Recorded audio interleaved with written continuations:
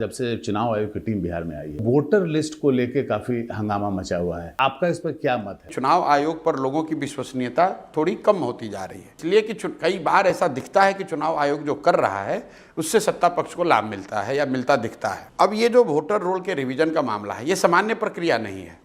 2003 के बाद जैसा मुझे बताया गया है, ये पहली बार इस तरह का स्पेशल ड्राइव लगा करके वोटर रोल को सो कॉल्ड क्लीन किया जा रहा है। लेकिन शक की सुई कहाँ से शुरू होती है? जो पिछले साल चुनाव हुए महाराष्ट्र में और हरियाणा में, वहाँ पर भी इस तरह के मैसिव इलेक्टोरल पोल रिवीजन हुआ और उसके बाद से विपक्षी पार्टियों का, विशेष करके विपक्ष के नेता राहुल गांधी का, कांग्रेस का ये आरोप है कि इलेक्टोरल रोल में महाराष्ट्र में, हरियाणा में जो चेंज हुआ उसमें सत्तारूढ़ दल भाजपा को फायदा हुआ और लाखों ऐसे नाम जो कि भाजपा के पक्ष में वोट देने वाले लोग नहीं थे, उनका नाम काट दिया गया।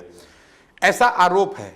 चुनाव आयोग ने उस आरोप का कोई विश्वसनीय जवाब अभी तक दिया नहीं, उसको खारिज कर दिया, लेकिन कोई जवाब नहीं दिया। तो मुझे ऐसा लगता है कि बिहार में अगर आप ऐसा कर रहे हैं तो चुनाव आयोग को, उनके अधिकारियों को एक्सप्लेन करना चाहिए कि अभी जो इलेक्टोरल रोल है इसमें संशोधन का आधार क्या होगा, किन लोगों का नाम आप हटा रहे हैं, जिन लोगों का नाम आप हटाना चाहते हैं उनको अपील करने की या अपनी बात करने की सुविधा होगी कि नहीं होगी। दूसरा, जिन लोगों का नाम आप जोड़ना चाहते हैं कम से कम ये बताइए तो कि भाई वो आदमी क्यों छूट गया था और किस आधार पर उसका नाम जोड़ रहे हैं। और इन सब प्रक्रिया के बाद एक बार फिर से जो रिवाइज्ड इलेक्टोरल रोल हो वो सारे स्टेक होल्डर्स को प्रकाशित किया जाना चाहिए। क्या इलेक्शन कमीशन ने इस प्रक्रिया को पूरी तरीके से ट्रांसपेरेंट बनाया है? क्या उन्होंने सारे स्टेक होल्डर को विश्वास में लिया है? क्या उन्होंने पत्रकारों को, मीडिया को ये बताया कि इससे होगा क्या, कौन लोग जुड़ेंगे, कौन लोग हटेंगे? जो लोग हटेंगे उनके पास अपना प्रतिवेदन, अपना आवेदन देने का क्या प्रक्रिया होगा? जिसको जोड़ोगे उसको जोड़ने का आधार क्या होगा? इतनी बात आप बता दीजिए। उसके बाद इलेक्टोरल रोल न तेजस्वी यादव का काम है, न प्रशांत किशोर का काम है, न भाजपाइयों का काम है। इलेक्टोरल रोल रिवीजन चुनाव आयोग का काम है।